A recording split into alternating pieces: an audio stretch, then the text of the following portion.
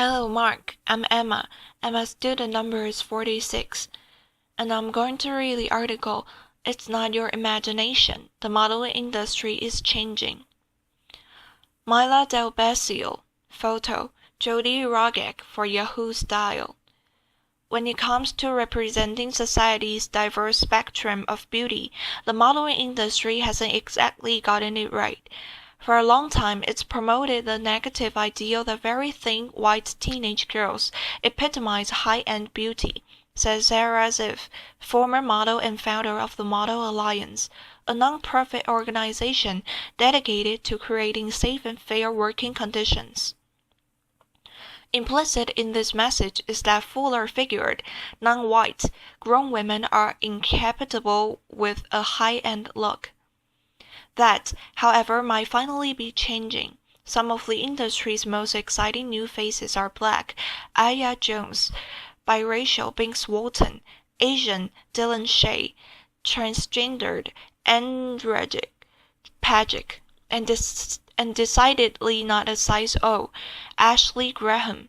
Sports Illustrated featured their first plus-size woman, model Robin Lawley, while Crystal Rain, Myla Del Bessio, and Kate Upton, part of the influx of in-between size models, have found mainstream and high-fashion success.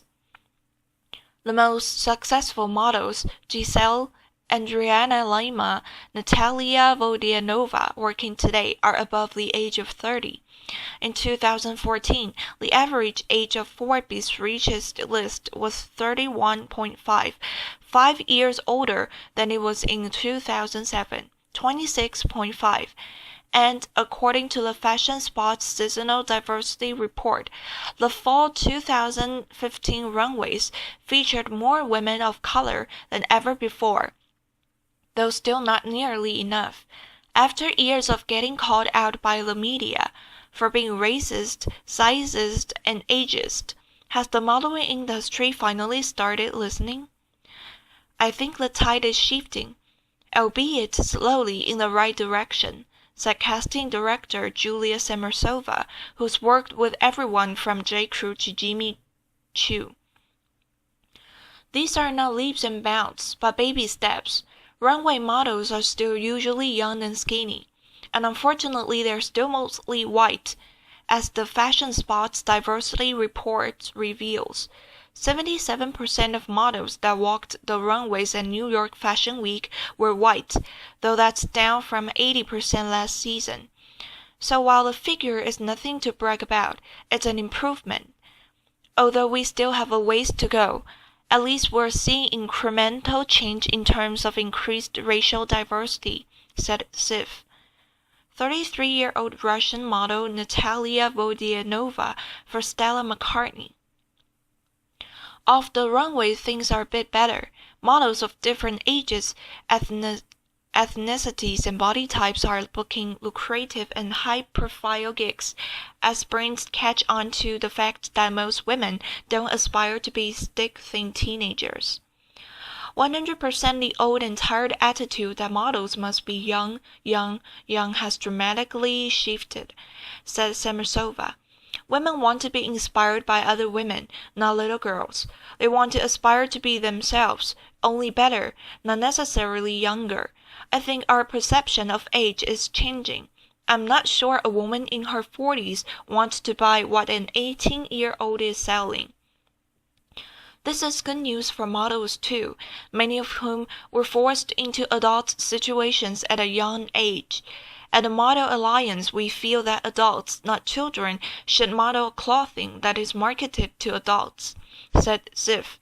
It sets a healthier standard for models and consumers alike. The two are more related than one might think.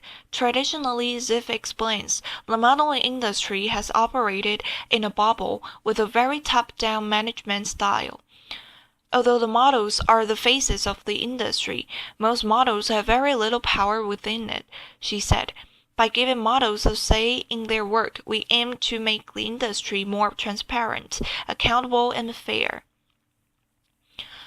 When models have fairer contracts, read, no stipulations about weight gain, and more power in their business dealings, they're less likely to succumb to eating disorders or stay silent about discrimination.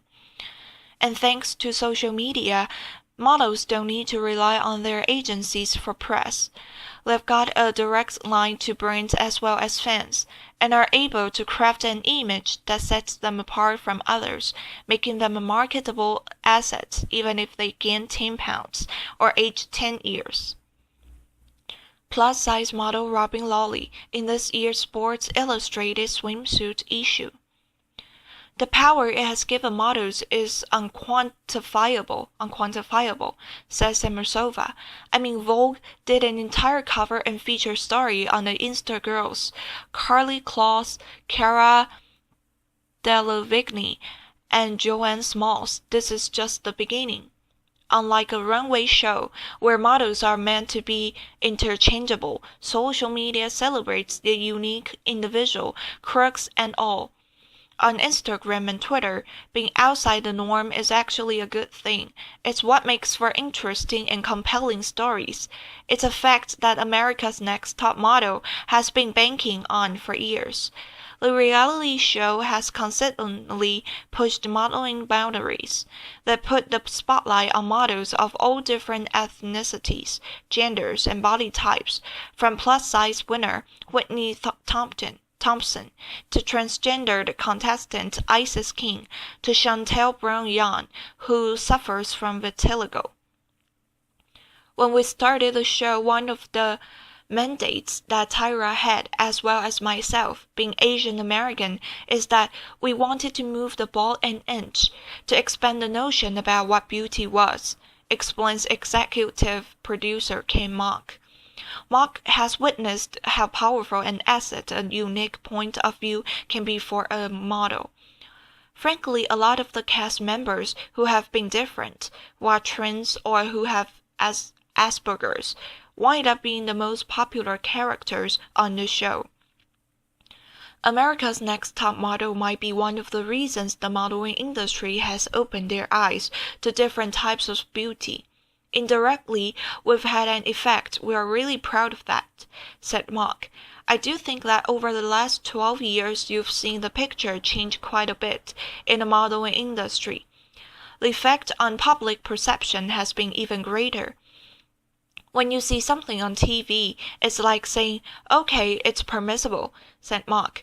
When people, especially young girls, see people on TV that reflect who they are and what they look like, it has a positive effect. Kate Upton, on the cover of Vogue. The biggest vehicle for change in the modeling industry, however, hasn't been the models or even the media, but the consumer. Designers realize the consumer is king and the consumer is everywhere, says Samsonova. As an industry, we need to reflect that globalism. Also, the industry has now realized that a woman over size 8 also wants and deserves to feel stylish and have access to designer and luxury items. There is a lot of money to be made dressing the over size 8 population. Ziff agrees that, thanks in part to conversations stated in the media, it's now become a bad PR move for a designer to not reflect a degree of diversity in their casting choices.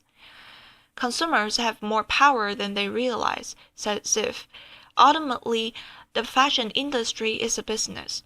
And if consumers start buying clothing and beauty products from brands that send negative messages through their advertising or that mistreat their workers, these brands will be forced to evolve. Or, as Samsonova put it, the almighty dollar wins every time. Consumers interested in seeing a wider variety of beauty reflected in the pages of their magazines or on the runway would be wise to keep that in mind.